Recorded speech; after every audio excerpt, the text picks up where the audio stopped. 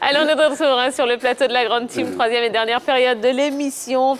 Et là, on va passer à l'actualité du week-end. Week-end de Classico, le Real et Liverpool qui sourit. Oui, plusieurs Classicos. Ah, c'était un beau week-end, beau week-end de Classico. Alors, on va commencer avec le Classico espagnol. Le Real a battu le Barça. Est-ce que vous pensez que l'opposition a été à la hauteur des attentes? Président. Non, je pense que l'équipe du Barça est en construction, en reconstruction. Après avoir perdu Luis Suarez, Messi et autres, je pense qu'aujourd'hui, les jeunes qui sont là, ils doivent apprendre. Je pense que c'est une équipe qui reviendra forte dans deux ans, mais actuellement, ce n'est pas une bonne équipe. Voilà. Donc, logiquement, le Real l'a emporté et c'était tout à fait logique. D'accord. Est-ce que c'était... ça répondait à vos attentes? C'était pas... Bon, c'est pas le classico de Messi et de Ronaldo. Voilà, et c'est pas aussi le classico de la période des Galactiques et de cette période où il y avait Ronaldinho. Donc voilà, ça a perdu un peu de sa ferveur, mais quand même, c'est un match qui intéresse le monde entier. On a vu quand même une équipe qui s'est cherchée, une équipe du Barça qui s'est cherchée, et puis bon, le Real, qui quand même, suite ces dernières semaines, est plus présente que l'équipe du Barça a réussi à s'imposer. Non, moi, tout ce que je veux dire, c'est qu'un classico reste un classico, peu importe les athlètes qui sont sur le terrain. La preuve, cette rencontre s'est jouée devant plus de 86 000 spectateurs. Et oui. Et ce sont deux formations qui sont en transition. Là, on parle du départ de Luis Suarez, de Lionel Messi, mais il faut dire également que le Real Madrid a perdu coup sur coup ses leaders. Cristiano Ronaldo, comme il s'appelle déjà... Sergio Ramos et Raphaël Varane, ce sont quand même des grands aussi qui sont partis. Donc, les deux formations sont dans une phase de transition. Sauf que sur ce Classico, on a senti une formation qui était beaucoup plus sereine que l'autre, et c'est celle du Real Madrid. Bon, je pense que c'est une rencontre dont le FC Barcelone va tirer énormément d'enseignements, parce que cette équipe n'a pas été ridicule du tout. Elle aurait pu repartir avec le point du match nul. Moi, à mon sens, c'était un très beau Classico. D'accord. Alors, victoire écrasante de Liverpool, 5-0 sur Manchester United. Est-ce que vous vous attendiez à une telle démonstration de la part des Reds? Bon, je savais que Liverpool allait s'imposer. Mais à 5-0, là, voilà, c'était pas permettez qu'on rie un peu. Sinon, je savais que Liverpool allait s'imposer, parce qu'aujourd'hui, vous avez un effectif du côté de Liverpool, et puis vous avez à Manchester des joueurs qui se cherchent. Aujourd'hui, les deux meilleures équipes d'Europe. À cela, il faut peut-être ajouter Ajax, et puis, dans une moindre mesure, Chelsea. Aujourd'hui, rencontrer... Salah et puis tout ce armada de joueurs qui sont dans Liverpool, il faut jouer, sinon c'est pas évident. Alors, Mohamed Salah, donc auteur d'un triplé, qui fait qu'aujourd'hui, il est seul en tête des meilleurs buteurs africains de Première Ligue, avec 107 réalisations. Il a même dépassé Didier Drogba. Oui, absolument. Commentaire, allez rapidement. Mais il est sur sa lancée. Salah, aujourd'hui, il évolue dans une formation qui le met véritablement en valeur et en réussite. Mais il y a beaucoup d'années déjà qu'il est présent du côté de l'Angleterre. Il est allé relativement jeune, contrairement à Didier Drogba, qui est arrivé, je crois, en Angleterre à 26 ans. 27 ans. Il faut dire également que c'est vrai, Didier Drogba a joué dans une formation du Chelsea qui, à l'époque, pour ne pas faire de comparaison, avec le site José Mourinho, qui avait quand même un grand bus et qui procédait par des contre-attaques, donc moins d'actions de but, et il a su tirer son épingle du jeu. Mais ça n'enlève absolument rien au record de Mohamed Salah, qui est dans une formation plutôt offensive, avec un excellent entraîneur. Moi, je pense qu'aujourd'hui, pour revenir sur la rencontre, ce qui fait la différence, c'est la qualité des hommes sur le banc de touche. Voilà. Vous avez d'un côté Jürgen Klopp et de l'autre côté Ole Gunnar Solskjaer. Ce n'est pas le même niveau en termes d'expérience, en termes d'intelligence tactique, et c'est ce qui a fait la différence du côté de cette opposition. Alors en France, le Classico entre l'Olympique de Marseille et le Paris Saint-Germain s'est soldé par un 0-0, malgré la présence de toute l'armada parisienne, Messi, Neymar, Mbappé, Di Maria. Le PSG réduit à 10. C'est vrai, l'équipe ne produit pas un si bon jeu actuellement. Néanmoins, il gagne. C'est ce qu'on demande au Paris Saint-Germain. Il gagne. Maintenant, peut-être après, le jeu, la manière de bien jouer va venir. On n'oublie pas aussi que, quand même, Pochettino, quand il faisait sa pré-saison, il ne savait pas que Messi allait arriver. Voilà, c'est après qu'on lui file Messi et il est obligé de composer avec Messi. Donc, à la pré-saison, il ne savait pas, tout comme Solskjaer ne savait pas que Ronaldo allait arriver, il ne savait pas non plus que Messi allait arriver. Donc, quand il arrive après, il faut composer avec les trois devant. C'est vrai, peut-être pour l'instant, il arrive à gagner, mais moi, je pense que la manière de bien jouer va arriver après. Non, pour moi, je pense, excusez-moi Tia, je pense que ce n'est pas une excuse parce qu'un joueur comme Messi, un entraîneur, il ferme les yeux, il le met sur le terrain, il dit allez, tu prends l'équipe en main et puis tu réalises des miracles. S'il n'arrive pas à mettre en place un système de jeu incluant Messi, c'est qu'il faut qu'il se revoie. Voilà. Moi, je pense que l'équipe de PSG est une équipe déséquilibrée.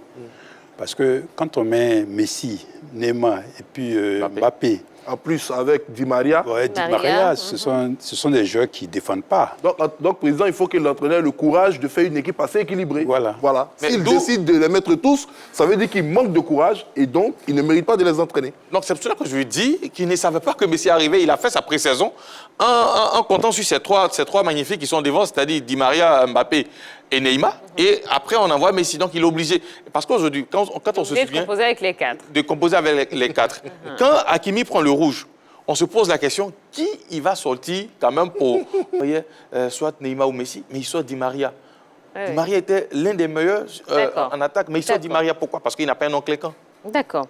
On finit notre tour d'Europe avec l'Inter, à domicile, qui a concédé le nul face à la Juve. Est-ce que ce résultat de la 9e journée peut être considéré comme déterminant pour la suite? Est-ce que ce nul-là va... La Juve essaie de revenir un tant soit peu. La Juve a enchaîné, excusez-moi, je crois 4 victoires d'affilée. On pensait que les Turinois allaient tout simplement titiller l'Inter sur son terrain. Mais l'Inter était beaucoup plus dominante, beaucoup plus incisive. Elle a mené, sauf qu'elle n'a pas pu, comme on dit dans le jargon footballistique, tuer le match à un certain moment.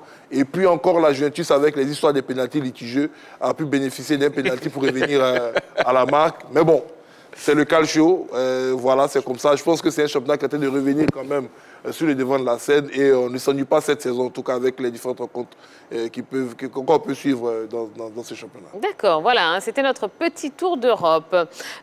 Président, bon, on va revenir à vous et à l'actualité quand même, c'est l'affaire.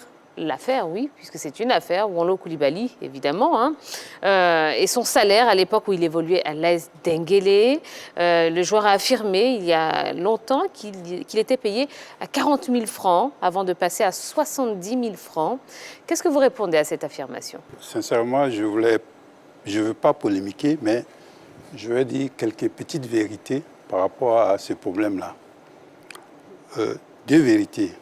En 2008, Wolo n'était pas à l'AS Dengele. Ça, c'est la première vérité.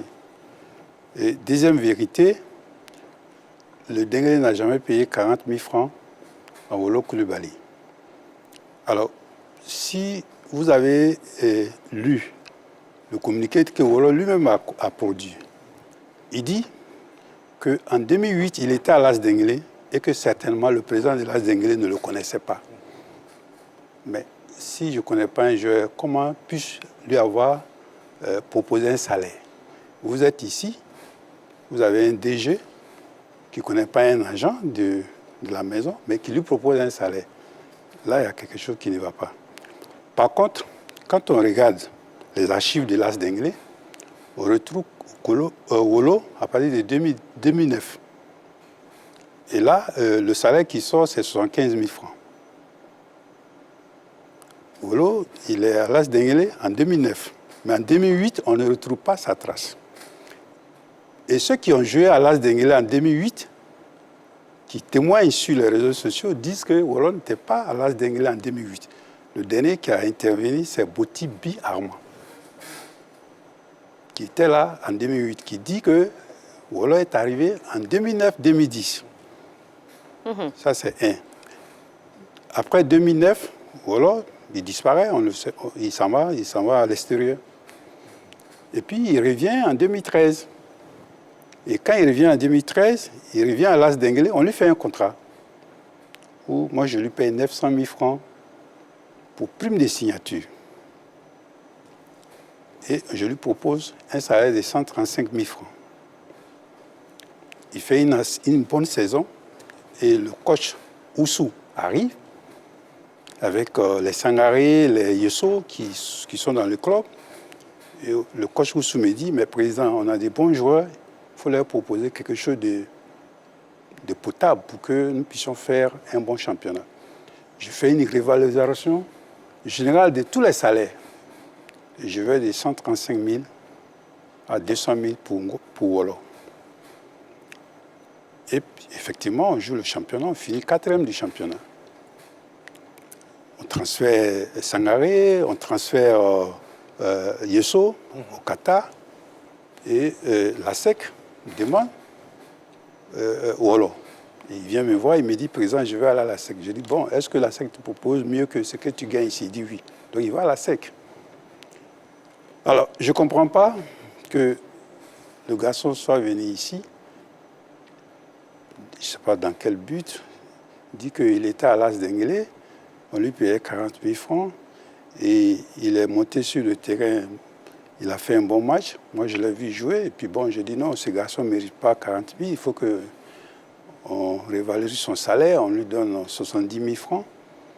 Bon, vraiment, et ça devient un problème.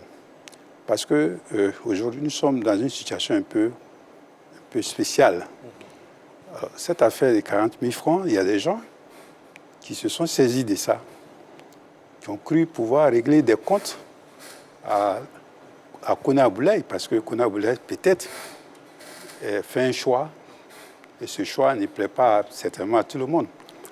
Et lorsque Wolo est passé ici, pendant 2 semaines, tous les jours, je recevais des messages d'insultes sur mon portable pour dire, voilà des gens qui soutiennent Didier Drogba, qui payent des salaires de misère aux joueurs et qui veulent donner des leçons aux gens. C'était des messages quotidiens. Bon, je n'ai pas fait attention, j'ai laissé tomber. Jusqu'à mercredi, je ne me porte pas bien, j'étais à l'hôpital. Je vois quelqu'un insiste, il veut me joindre. Je finis par le décrocher. Il me dit, président, ça va? Il dit oui. Il dit, bon, je suis un de tes admirateurs. Demain, tu vas voir sur les réseaux sociaux quelque chose qui va sortir où on va t'accuser d'être un esclavagiste. On va t'accuser de payer des salaires de misère aux gens, etc., etc., tout ça. Effectivement, le 21, c'est-à-dire le jeudi, je me réveille et sur les réseaux sociaux, c'est viral. On attaque le président Kone Aboulaye partout. Alors, j'ai dit, mais attends, qu'est-ce qui se passe? Wolo, il a fait son interview peut-être il y a 2 ou 3 mois. Oui. C'est vrai, quand l'interview est passée, les gens m'ont attaqué, ils m'ont insulté, tout ça. Je n'ai pas répondu, je n'ai pas réagi. Mais 3 mois après, pourquoi des gens reviennent sur cette affaire et ça devient viral sur les réseaux sociaux? Ça veut dire qu'il y a des gens qui allument ça. Et dans quel but? Pour atteindre quel objectif? Alors, mon service de communication m'a dit, président, si on ne dit rien, si on ne fait rien, le public va dire que vous payez des salaires de misère à vos joueurs. Alors qu'aujourd'hui, là, vous êtes un des présidents, en tout cas, c'est reconnu sur la place publique, un des présidents qui paye le mieux ses athlètes. Donc, il ne faut pas laisser, il faut qu'on réagisse. Donc, je leur ai donné instruction d'aller sortir les dossiers au Wolo et de publier s'il y a des choses. C'est ce qu'ils ont fait. Et effectivement, quand c'est passé, j'ai vu des gens réagir tout de suite. Dès que mon service de communication a publié, les 2 minutes qui après, il y a des gens qui ont réagi. Et j'ai su où ça venait. Président, vous avez parlé avec Wolo Coulibaly? Oui, j'ai parlé avec lui. Il m'a appelé, ses proches m'ont appelé. Ce matin, il m'a appelé aussi. Il est venu, il voulait même venir me voir. Je lui ai dit non. Il dit qu'il va ce soir à Oman. Il a même souhaité que je puisse faire des bénédictions pour lui, ce que j'ai fait. J'avais déjà pris la décision de venir ici, sinon je ne voulais plus parler de ces problèmes parce que c'est pratiquement les larmes aux yeux que le garçon m'a appelé. Mais il ne faut pas oublier qu'en dehors de tout, Wolo, c'est mon fils. Il y a beaucoup de choses entre lui et moi. Ce n'est pas que le football seulement. je ne peux pas dire certaines choses ici, mais ce garçon, il était très, très attaché à moi. C'est pourquoi je n'ai pas compris qu'il veuille dire des choses qui ne soient pas vraies. Dans quel but? Pourquoi il vient dire des choses qui se retournent contre lui et contre nous-mêmes? Parce que finalement, c'est lui qui est le perdant de cette affaire. Parce qu'il y a beaucoup de gens qui ne savaient pas que lui, il a pu percevoir 200 000 francs et qu'il a pu percevoir 900 000 francs de primes de signature à l'As Denguélé. Voilà. Bon, donc aujourd'hui, le problème est réglé. Le problème est réglé. Tiens, il n'y a plus de problème. Je pense que ceux qui veulent en faire un problème, je leur demande pardon, qu'ils ne se mettent pas entre Wolo et moi. C'est mon fils. Hein? Quand je le dis, hein, quand Wolo, ceux qui nous connaissent, sa famille, sa femme, ses enfants, quand il y a un problème, c'est moi qui viens là-bas. C'est moi qui interviens. Alors, je ne peux pas comprendre que vraiment des gens soient rentrés entre ce garçon et moi pour essayer de vraiment créer des problèmes. Ouais. Aujourd'hui, vraiment, il n'y a plus de problème. Wolo m'a appelé, il a fait un communiqué. Bon, bien sûr, dans le communiqué, il y a beaucoup à boire et à manger, mais bon, je pense que quelque part, il a reconnu quand même qu'il y a des choses qu'il a faites qu'il ne devrait pas faire, il y a des choses qu'il a dites qu'il ne devrait pas dire. Et les gens ont malheureusement utilisé ces dits pour essayer de me dénigrer, pour essayer de me discréditer. D'accord. Bon, eh bien, très bien. En tout cas, voilà, vous avez eu l'occasion ce soir de donner votre part. J'ai fait des bénédictions pour lui, pour son départ à Oman. Et je souhaite que vraiment, là où il va, qu'il puisse signer son contrat. Parce qu'il m'a dit, président, si tu es fâché, je pense que où je vais, mon contrat, ça ne va pas marcher. Je lui ai dit, tous les enfants qui sont passés à l'As Denguélé, moi, je fais des bénédictions pour qu'ils puissent réussir. Et tous ceux qui sont partis puissent signer les contrats. Aujourd'hui, vous l'avez dit tout à l'heure, j'ai 15 petits qui sont partis de l'As Denguélé qui jouent aujourd'hui à l'extérieur. 15 petits. Souvent, ils sont partis, l'As Denguélé n'a rien eu. Hein. Souvent, je les ai laissés partir comme ça. Mais je me dis, ce sont des jeunes qui ont choisi le football comme métier. Et je leur dis toujours, vous avez arrêté d'aller à l'école. Si vous ne réussissez pas dans le football, qu'est-ce que vous allez devenir? Vous ne pouvez plus devenir électricien, maçon. Il faut que vous réussissiez. Et aujourd'hui, la plupart de ceux qui sont partis ont réussi. J'étais content pour lui quand de la SEC il est parti au tout-puissant Mazembe, qui paye très bien. Malheureusement, ça n'a pas marché. Mais aujourd'hui, je pense que là où il va, je prie Dieu que ça marche. D'accord. Eh bien, on est de tout cœur avec lui. En tout cas, merci beaucoup, Président. Merci. Allez, promettez-moi que vous reviendrez nous voir. Oui, si vous m'invitez, je reviens. Je constate qu'il fait bon vivre ici. Et puis vous avez vu? Et que vraiment... Vas-y. Ah oui. Voilà, ici, vraiment, c'est cool, quoi. Eh bien, voilà. On est cool. Invitez-moi souvent, je viendrai. Eh bien, voilà, ce sera avec grand plaisir, Président. Merci beaucoup d'avoir effectué le déplacement. Merci. On vous retrouve quand vous voulez. C'est votre maison ici, dorénavant. Merci, Tia. Merci, Jean-Philippe. Merci, Marie-Jo. Henri-Jo, absolument. Allez, on va se laisser. Hein. Oui, pour revenir encore plus en forme demain.